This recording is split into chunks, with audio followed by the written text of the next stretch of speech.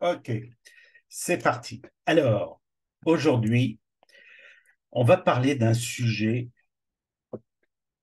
je crois que c'est le sujet le plus intéressant, à mon avis, qui concerne les praticiens bien-être. Pourquoi? Parce que je vais vous expliquer ça tout de suite. En tout cas, ce que j'aimerais, c'est déjà, c'est vous guider vers une approche marketing en totale harmonie avec qui vous êtes vraiment en tant que thérapeute. Ça, c'est le principal. Euh, on a encore du monde qui arrive. Et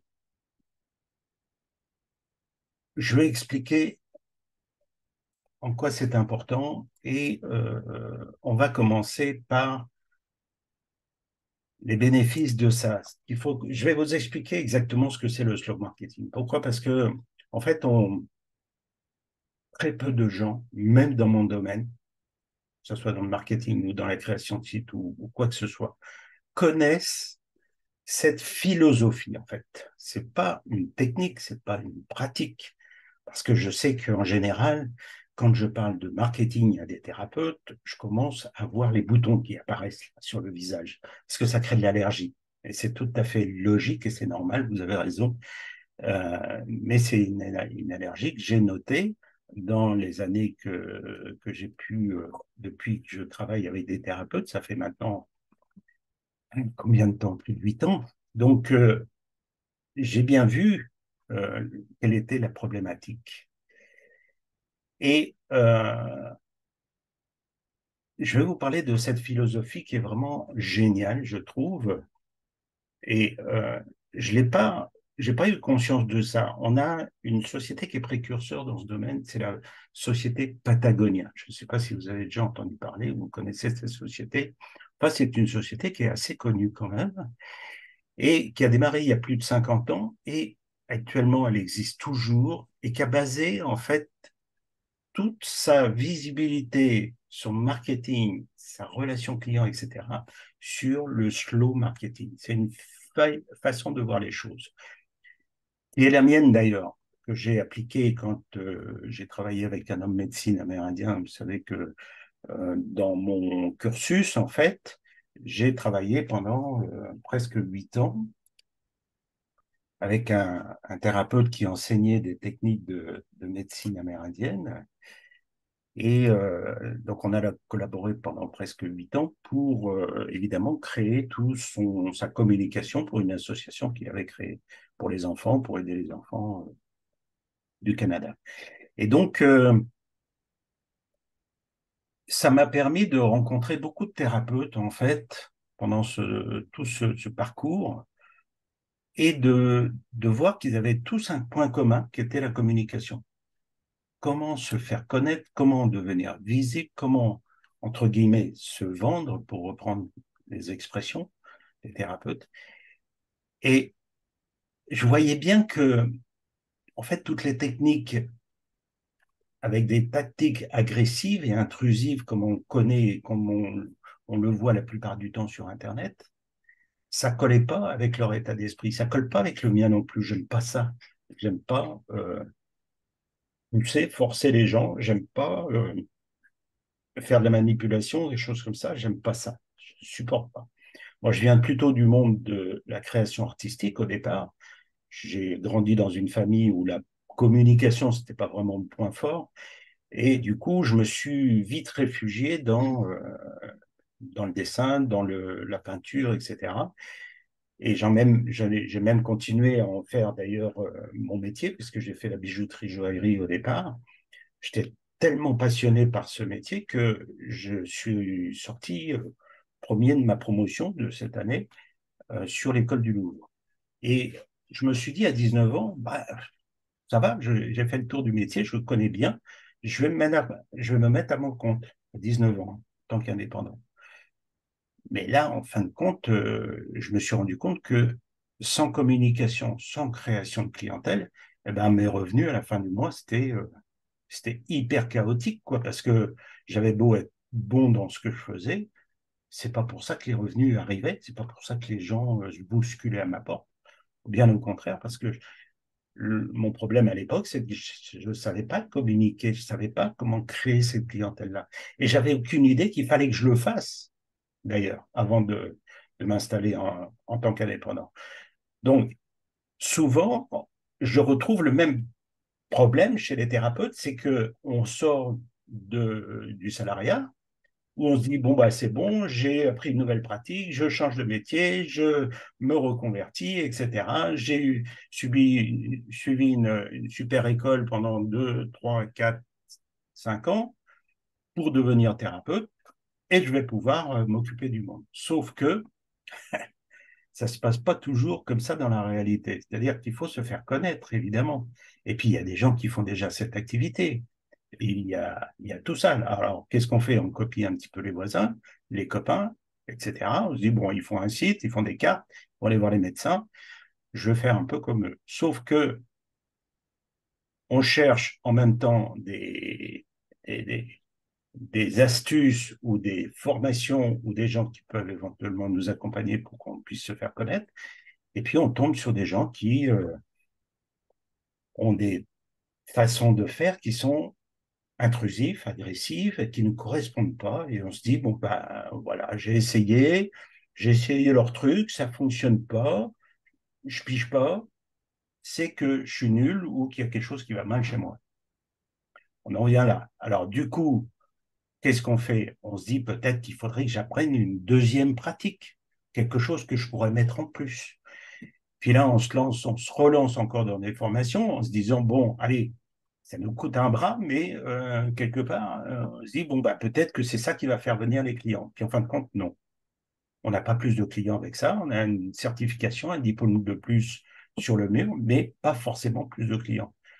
Pourquoi? Parce que on a occulté ce phénomène de marketing et de publicité. Et je vais vous expliquer exactement ce que c'est le slow marketing. Vous allez pouvoir être un peu plus soulagé en ressentant cet atelier. Pourquoi? Parce que vous n'êtes pas obligé d'aller dans le sens de ce qu'on voit partout sur Internet, c'est-à-dire cette intrusion, ce marketing agressif qui ne vous correspond pas. Les bénéfices du marketing, du slow marketing, en fait, c'est ce qui va vous permettre d'être beaucoup plus aligné de façon éthique. Ça va vous permettre de découvrir, là, ce que je veux aujourd'hui, c'est vous permettre justement de découvrir comment votre pratique en marketing et communication peut refléter fidèlement vos valeurs, votre éthique, en créant ainsi une congruence parfaite entre qui vous êtes et ce que vous communiquez. Et c'est ça le plus important, c'est d'être aligné constamment. Ça va vous permettre d'avoir une connexion beaucoup plus profonde aussi. Donc, je voudrais vous apprendre à établir une relation authentique avec votre audience, de mieux vous épanouir professionnellement.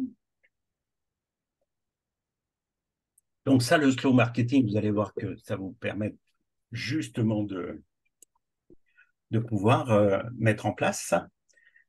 Vous allez pouvoir réduire votre stress en commençant à vous dire, bon, ben, il faut que je me soucie du lendemain, il faut que je paye des pubs, il faut que je paye machin, il faut que je paye tout, le cabinet et tout.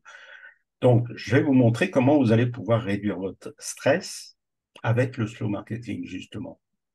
Ça va vous permettre aussi de construire une activité qui est pérenne et qui est durable. Et pourquoi? Parce qu'elle est beaucoup plus solide. Et je vais vous expliquer en quoi elle est beaucoup plus solide, plausible. J'ai du mal à parler aujourd'hui, excusez-moi. C'est bien enregistré, je vérifie quand même, oui. Excuse-moi. Pourquoi? Parce que c'est basé sur l'authenticité et la confiance de votre clientèle. À partir de ce moment-là, quand les gens vous font confiance et qu'ils voient votre authenticité, eh bien, c'est beaucoup plus durable. C'est pas éphémère du tout. C'est ça l'intérêt. Le problème actuel, c'est que on vit dans un monde où il nous faut tout de suite. En plus de ça, Internet a créé ce phénomène-là, du tout de suite. On a tout de façon instantanée. Et quand on s'installe en tant que thérapeute, on a l'impression que du fait qu'il y ait Internet et du fait qu'on soit habitué aussi à raisonner de cette façon-là, on nous a conditionnés à voir des choses tout de suite, eh bien, on a l'impression que notre clientèle en tant que thérapeute, il va falloir faire la même chose ou que ça va se passer de la même façon. Sauf que pas vraiment, en fait. Parce que quand on fait ça, c'est là qu'on n'est pas aligné avec ses propres valeurs. Pourquoi? Parce qu'on va trop vite. On confond vitesse et précipitation, ou précipitation et accélération. C'est deux choses différentes. Et là, on se fracasse parce que on cherche des moyens d'aller vite, évidemment. Pourquoi? Parce qu'on est habitué à ça, parce qu'on nous donne tout de suite. Et souvent, le, cette façon de penser quand on est sur Internet, et beaucoup de gens qui font le même genre de métier que moi, c'est pas pour les critiquer, mais peut-être qu'ils savent pas, c'est que le marketing pour construire une activité, et surtout de thérapeute, c'est pas dans la prédictive. C'est pas en mettant en avant des gains monstrueux tout de suite qu'on peut avoir dès le premier mois qu'on va faire venir des gens. Déjà parce que ça correspond pas à l'état d'esprit du thérapeute, ce ne sont pas ses objectifs non plus. Lui, ce qu'il veut, c'est simplement vivre de son activité et puis faire du bien aux gens. C'est ça l'objectif. C'est pas tout de suite promettre des gains tout de suite. Et ça, c'est uniquement quand on fait ça, eh ben, vous pouvez être sûr que derrière, vous avez une méthode agressive, intrusive, que vous allez devoir mettre en place avec votre coach ou votre formateur. Et ça, c'est pas du tout ma façon de voir les choses, déjà d'une part. Donc, je ferai jamais ça. Aussi, ce qui se passe, c'est que quand on adopte ces marketing intrusifs, si vous le faites pour vous, pour votre activité, eh bien déjà, vous n'allez pas paraître authentique, ça c'est sûr et certain. Vous allez aussi avoir une perte de confiance parce que les clients potentiels se méfient des méthodes de marketing de plus en plus maintenant. Si vous-même, vous avez vu qu'il y avait quelque chose qui clochait dans ces méthodes-là, c'est sûr que vos clients le voient aussi. Ils ont la télé, ils ont YouTube, ils ont tous ces trucs-là. Ils sont agacés aussi, vos clients, vos propres clients, par toutes ces méthodes-là. Ils en ont marre. Donc, si vous reproduisez la même chose, eh bien, vous risquez d'être confondu avec ce genre de personnes ou de sociétés qui font ou qui pratiquent ces méthodes intrusives-là. Donc, une perte de confiance de la part de vos clients, une dissipation de votre énergie. Pourquoi? Parce qu'il va falloir que vous appreniez des tas de choses à droite, à gauche, et les mettre en place. Ça demande de l'énergie, du temps, de la compréhension. Tout ça pour vous apercevoir qu'en fin de compte, ça ne vous correspond pas. Euh, un sentiment de malaise, c'est ça que vous risquez de ressentir. Pourquoi? Parce que vous n'êtes pas aligné avec vos valeurs quand vous êtes là-dedans, quand vous êtes dans ce marketing intrusif, agressif. Ça ne vous correspond pas. C'est pour ça que ça donne des boutons à chaque fois que je discute avec un thérapeute sur le marketing. Pourquoi? Parce qu'il assimile ça à forcing, parce qu'il assimile ça à manipulation, parce qu'il assimile ça à vente forcée. Donc, mais le marketing, vous allez voir que c'est pas du tout ça, en fait. Le marketing, c'est pas de la vente. Le marketing, c'est simplement mettre en valeur ce que vous proposez. Et en tant que thérapeute indépendant, vous êtes obligé de mettre en valeur tout ça. Non seulement vous, en tant que praticien, mais aussi vos services. Il faut les mettre en valeur. C'est normal, sinon il n'y a pas de clientèle. Votre réputation, pardon, risque d'en subir les conséquences. Il y a un manque d'engagement, même si ces méthodes peuvent générer des prospects, elles ne garantissent pas que vous aurez un engagement authentique de la part de vos clients. La résistance du public, comme on vient de le dire, donc la surabondance de publicité, on n'a qu'à ouvrir la télé, vous allez voir ce que c'est. On est submergé, il y a bientôt plus de publicité que d'émissions bon, de films, il n'y en a plus. De choses intéressantes, il y en a de moins en moins. Donc, il y a pratiquement que de la publicité quand on ouvre la télé. C'est pour ça que je ne la regarde plus, ça m'énerve, ça m'agace, je déteste ça. Donc on a un conflit éthique aussi avec soi-même, souvent, et avec nos services, on n'est plus du tout dans la vision qu'on avait avant d'avoir commencé à prendre une pratique. Pourquoi? Parce qu'on s'est dit, je suis là pour aider le monde, je suis dans la bienveillance, je suis tout ça, j'ai envie d'apporter des choses. Mais s'il faut que je me tape